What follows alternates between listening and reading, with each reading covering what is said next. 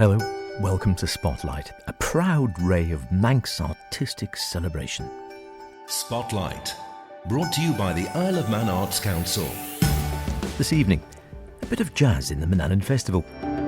We catch up with the festival director Pip Rolfe as he breathes again at the end of this year's event. LitFest 2023 is go, and more wonderful music in Ramsey.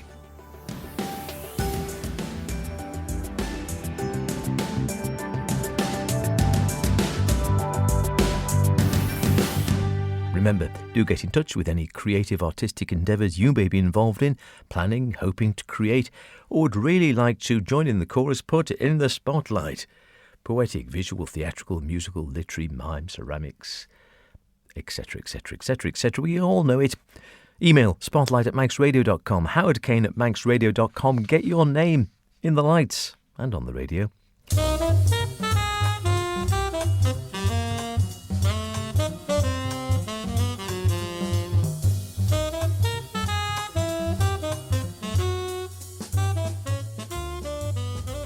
Well, it's not often we do jazz on Spotlight, but the festival closer of this year's event was one of the great saxmen on the British scene, Dave O'Higgins, with his Harvey O'Higgins project. Wonderful stuff it was too, and judging by the number of people clutching a CD at the end, I like to think he brought a few more island residents into the jazz-loving firmament. Fellow jumping in presenter brother Chris and myself had a quick chat with the boys after the gig, and Dave admitted it was the first time for him on the Isle of Man.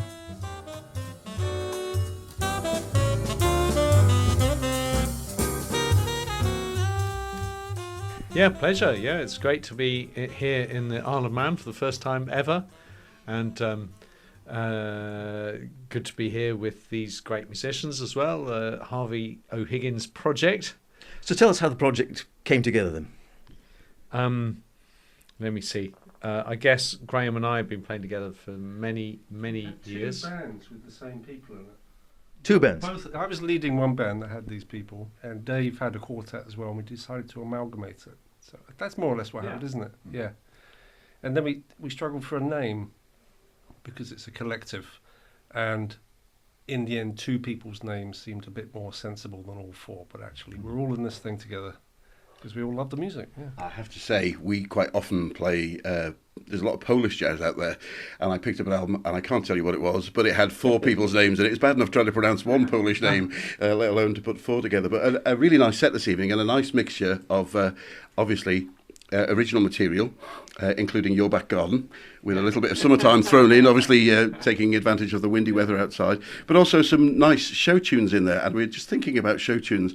There's so many great tunes out there, and in fact, My Fair Lady, obviously famously Andre Previn, or Preview, as would be said by Morecambe and Wise, and George Shearing before him, and also many great others. But I thought about, what about all the new musicals that are coming out? Because quite often there's some good tunes, but I haven't heard a great many take it into the jazz canon. And I thought also, is there a show that just grabs somebody? Thinking of Cannonball Adderley when he did Fiddler on the Roof. Yeah. So was that a particular favourite, or was it because of some of those other recordings that you were led to playing that particular tune? I think what happens is maybe you play the tune on another gig with another artist or something, and certain ones, like it did in the 50s, Dave Brubeck would record something, and the next thing you know, other bands are playing it. Sure. So, those tunes are just great. I think the ethos of the band is that there's enough great material over the history of the last 100 years that we don't have to look far to get the most out of those kind of tunes. They're still difficult, and they still give you a lot of space to improvise. Yeah. So it's improvisation is our key, not innovation. We're not breaking any rules or doing anything crazy. It's bad enough trying to improvise, Don't just talk to me. Talk to him as well. Well, I was going to say, it's got your names up the front, but you said during the chat in between, it's very much a collective. Yeah, I guess, it came about because, as Graham said, we had two bands which basically had the same lineup. And so we thought, well, why are we both hustling for, gigs under our own name? We should just combine, and wanted to get everyone as invested into it as possible, and the guys were up for it. So, but they sort of generously demurred when it came to putting their names in the title to avoid the Polish syndrome. You were happy with that, Jeremy, were you? You didn't. Oh, absolutely. Yeah. I know my place. Actually, And I looked down on him, yeah. yeah, well, actually, Graham and Jeremy look down on all the rest of us because they're both like 6'6" or something ridiculous. But no, the Harvey O'Higgins thing was actually a funny kind of coincidence because, as it turns out, there is a Harvey O'Higgins who was an Irish journalist and kind of free thinker and early feminist, but really early. A lot of similarities then. From what you're saying. Yeah, that's right. Yeah, quite like our own careers. And much like the Marx Brothers, we've got a member who never speaks, who's Josh Morrison, who's not here today. It's been lovely to get you to come over to the Isle. Thanks for taking the time. But it's been a lovely festival, this, the Mananan Arts Festival, and it goes back a great many years when this was first converted from a church into a venue. And in fact, we've had a good history of jazz coming in. The piano was played by Stan Tracy. Wow. They put some new keys on because he left a burning cigarette. I think he set fire to the top. Yeah, a jazz cigarette, as he described it. Well, we can imagine only what happened there.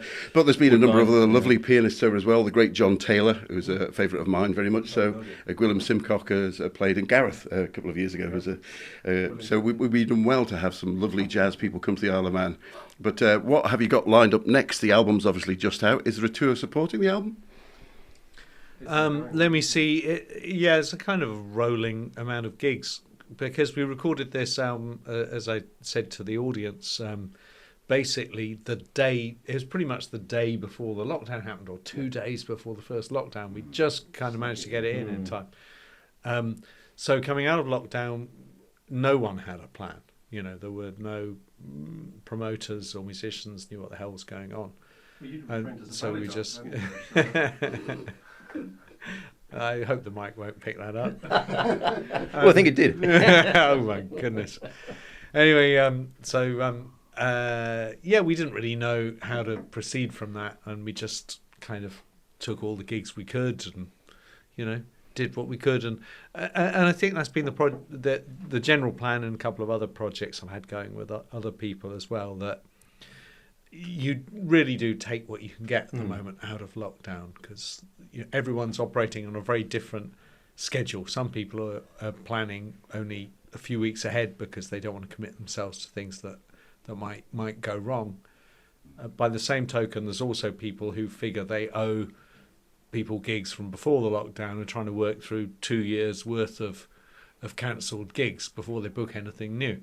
So promoters are booking anything from like 2 weeks ahead to 2 years ahead at the moment. So the logistics that much harder post-lockdown, with you're all busy sort of with your own different projects, just getting together even? Yeah, and also the price of a pint has gone up so meteorically. Yeah.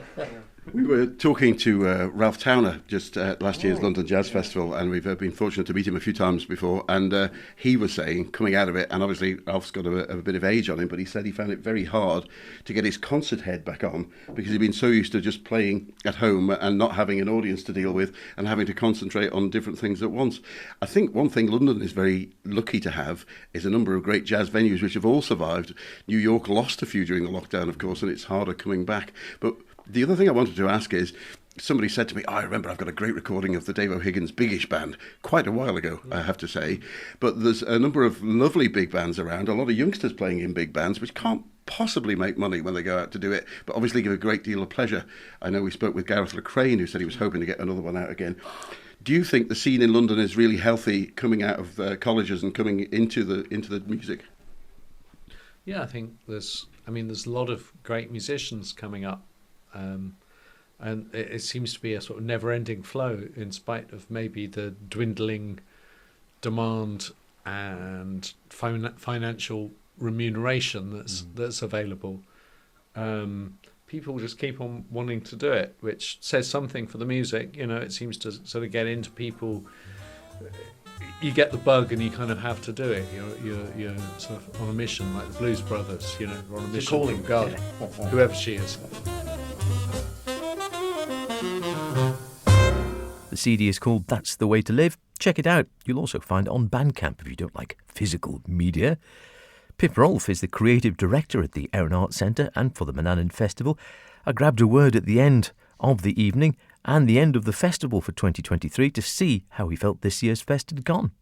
It's gone amazingly well. Yeah, I've actually seen shows this year. Like last year, I was just so rushed off my feet that I didn't really get to hang out with anybody or see very much. But I've seen every show, and it's just been a fantastic week. And how have audiences been? Because again, as you were saying, when you plan these things in advance, I suppose you're always thinking, partly trying to think, I suppose, variety. I think people want to see something, you want a bit of variety, something for everyone, but you're always having to think to a degree, partly about the art and partly about bums on seats. I think all the shows have been well attended, and the audiences have been really, really appreciative.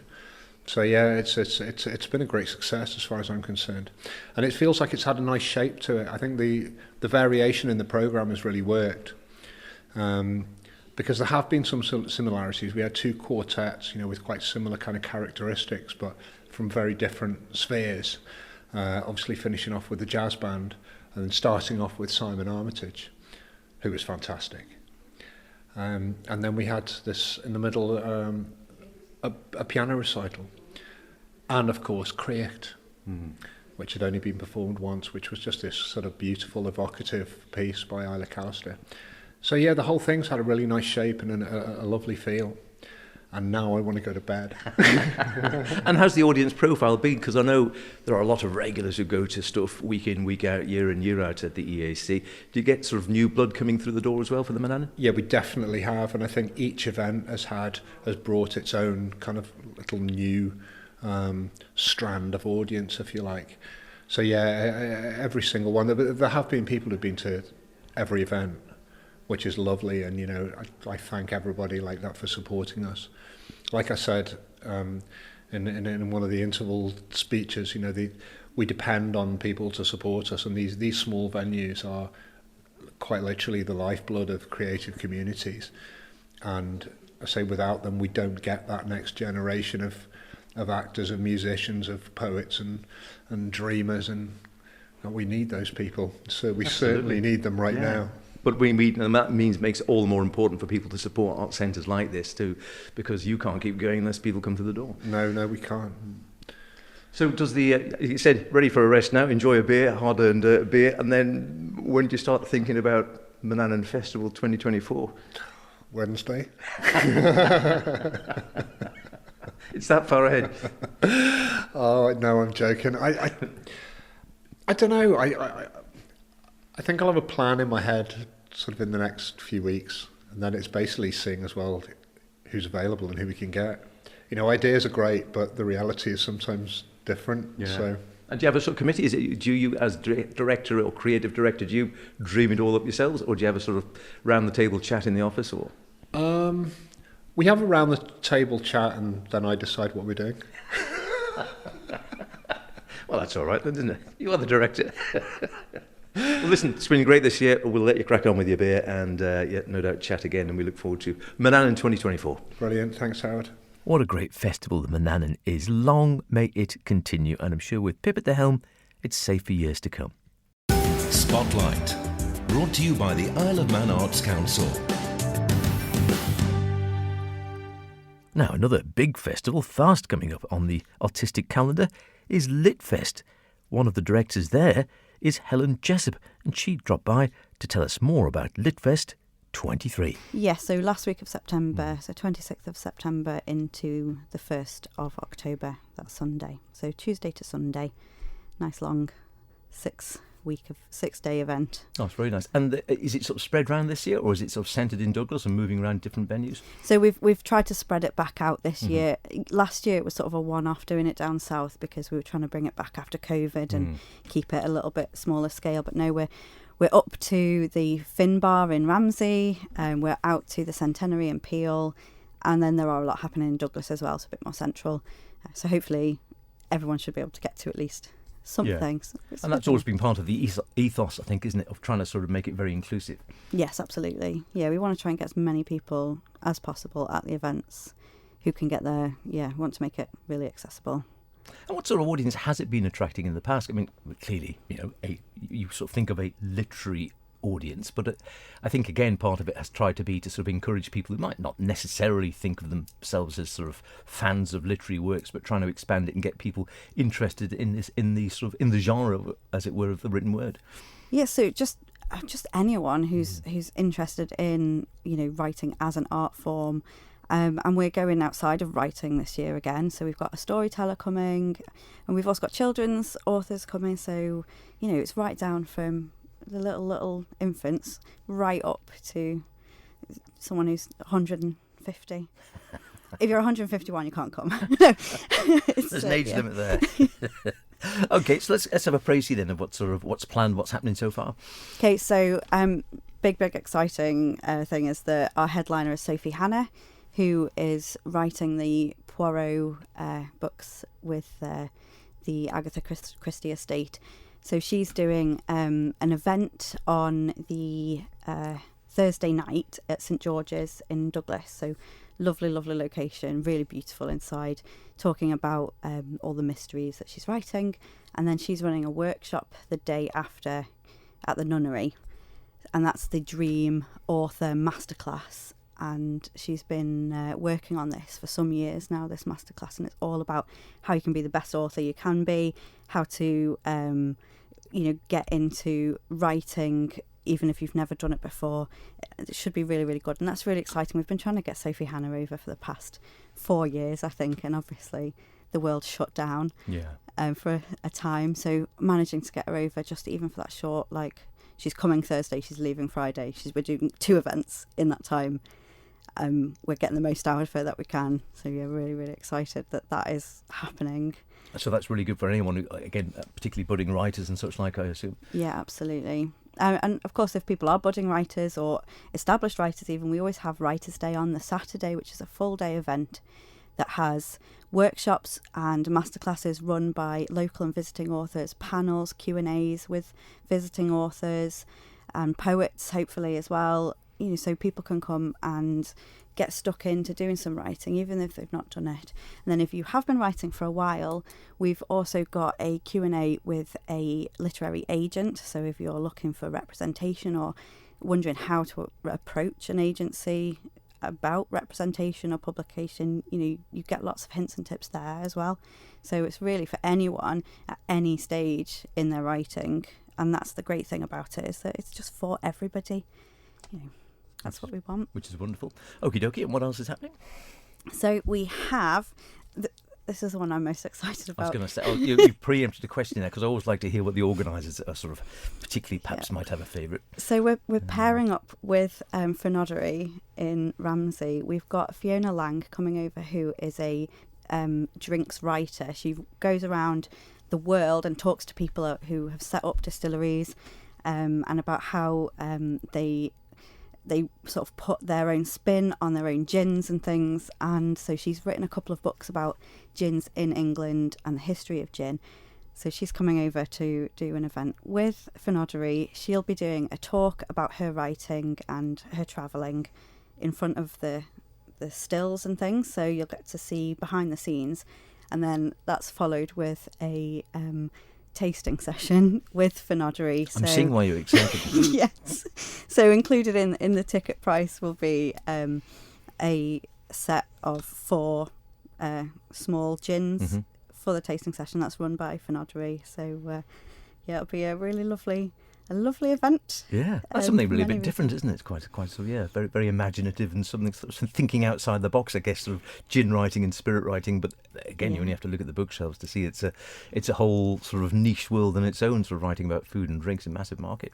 Yeah, and the gin over here has taken off massively. It's brilliant. So if we can get a visitor to pair up with something more local, that's great for everybody then. So, there's lots of us very excited about it. I can see that one being a sellout. Yes, yeah. We're hopefully getting all the tickets for everything up in the next couple of weeks, and we do anticipate that will go rather quickly. Yeah. I think you could be right on that one. Marvellous. Well, if people have survived that. We've got Ben Haggerty coming over for the 3rd time. So last time he was over, he did Frankenstein at the Gaiety. He's performing at Peel Centenary this year, and he's doing Greek Myths Unleashed at Atlanta. So that is promising to be a really, really exciting evening. He's a one-man storyteller.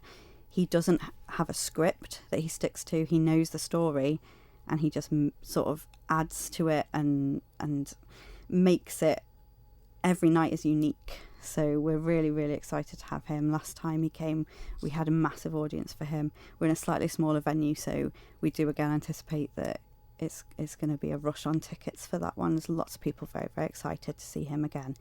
And then he's on the Friday, and then the Saturday he's running a full day storytelling workshop. So if you're not into the writing down of stories, you're more into the oral traditional sort of way of telling stories, then he's doing an introduction to storytelling, which should be brilliant. I would recommend that if you do want to come on that, you bring a friend, because you will be asked to pair up, and it's always nice to have somebody there that if you're feeling a bit silly with all the different things you have to do. But we'll find you a partner if not. Don't let that put you off. And that's quite interesting, isn't it? Because it's I think writing has never died out and is never more popular than it's been now, I guess, in many ways. But the art of storytelling, oral storytelling, is sort of, in comparison, I think, seems to be a bit of a sort of a dying art. You don't seem to see it in the same way as perhaps you did hitherto. Certainly in other cultures other than our own, it's still quite prevalent. But here, you don't often hear or see so many storytellers rather than authors, do you? No, there is a small storytelling group on the island, but it is very, very small. And I think it's a shame. I think it's a really, really lovely art form, and it is something that is so traditional and so passed down. That idea of passing down things through generations is so important. And I think it's, as you say, it's going down through the generations. And of course, I suppose part of it, ever since language and the written form of language existed, storytelling, I suppose, wasn't quite as important because people would write them all down. Whereas hitherto, it was just a case of the storytellers would tell the next generation and then tell the next generation, and it was all spoken word. Yeah, and that's how sort of things evolved and changed as well, because as you're telling one person, they're adding a little bit. Yeah. And I think that's what's very exciting about the way Ben does it, is that because he doesn't have that script, he can sort of add new things or take things out and rework it and work it to the audience he's got. So it keeps to that sort of tradition as well, which is brilliant. Terrific. That sounds very good indeed, and something really a bit different, which is lovely. And that's on when the Saturday, which night's that? That's Friday night, and then the workshop is on the Saturday, all day Saturday. And we'll hear more from Helen next week. Before we go, don't forget there's another wonderful concert coming up in the Ramsey Music Society Summer Series. The next concert is on Monday the 10th of July, and it features Philippa Mo on violin and Albert Lau on piano. Philippa studied at the Royal Academy of Music in London and also the Central Conservatory of Music in Beijing, performs extensively as a chamber musician, has performed around the world in Munich, Ulaanbaatar, Ankara, New York, Australia, Brazil, China, you name it. She's won numerous awards, is a fluent Mandarin speaker as well, and rides a classic motorbike, a very rare Italian two-stroke Cagiva Raptor. I love that. She plays a violin, which dates back to 1786. Albert Lau, a Steinway artist, appointed in 2022, born in Hong Kong, started his classical piano training at the age of 7. He studied at the Royal Academy of Music in London and won numerous prestigious awards. They will be performing a programme which includes music by Elgar, Respighi, Chopin and Debussy. And again, that's on July the 10th, 7:30 p.m. It's at the Ramsey Grammar School West Building in Lazaire Road, Ramsey, as usual. Just £12. An absolute bargain. It really is for artists of this calibre, including refreshments. What's not to like? Students and children, totally free. You couldn't get any cheaper, frankly. Go along and support it. It's bound to be wonderful. That's about it for this week. Don't forget, if you want to hear anything again, go to maxradio.com, download the Spotlight podcast, listen where and when you want. Why not try it whilst harvesting a few courgettes for a summer souffle? See you next week when we'll hear about a Manx jungle book. Look after yourselves, and whatever you're doing, be creative about it.